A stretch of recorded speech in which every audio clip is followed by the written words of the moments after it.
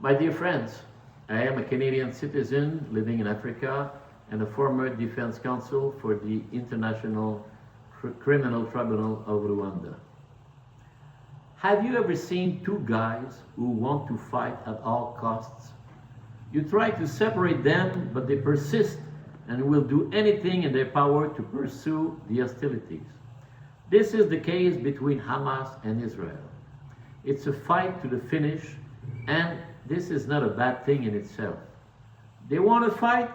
Let them fight with all the consequences attached to their decision. We must not forget that Hamas wants to destroy Israel. It is enshrined in their charter. On the side of Israel, the annihilation of Hamas is a priority, not only because of October 7th, but also to prevent future clashes and protect their civil residents. Personally, I think that each and every citizen of Gaza should have been deported or at the very least taken far away from the combat zone. But with refractory Arab countries to such deportation, such exercise proved difficult. It could have been easy to deport the Palestinians on the temporary basis in the Sinai desert. The Egyptians showed clearly the impossibility of such an option by erecting anti-immigration walls at the border of Gaza. So this is it.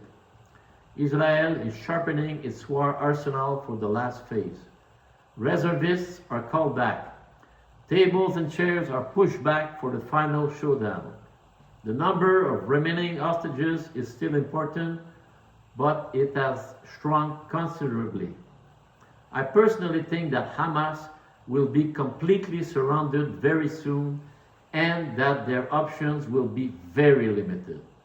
One thing is sure, Israel won't let the remaining members of Hamas go free after handing over the remaining hostages if this eventuality occurs.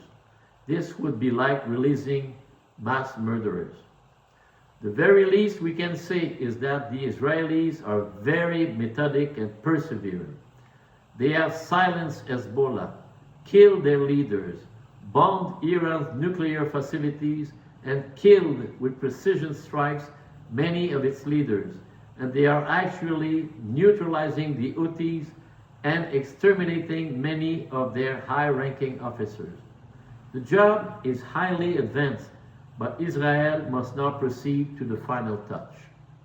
One of the most important things, not only for Israelis, but also for the Western world, is to put an end to those infamous teachings in mosques and schools urging young students to kill the infidels. This must stop. And if such horrific and disgusting attitude persists in the name of a false god, Israel must put on notice those sick and pervert imams and teachers. If those individuals don't want to listen to reason, then preemptive airstrikes could be conducted on those pro-jihad facilities, whatever the age of those pagans. Have a great day.